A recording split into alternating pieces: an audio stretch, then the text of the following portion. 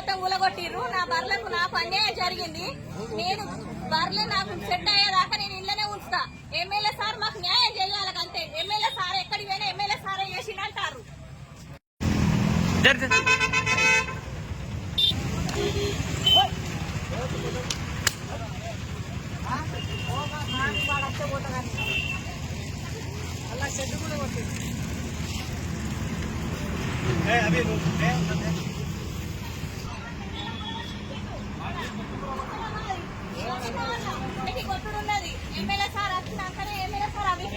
ఏడగట్టేసి చెప్తే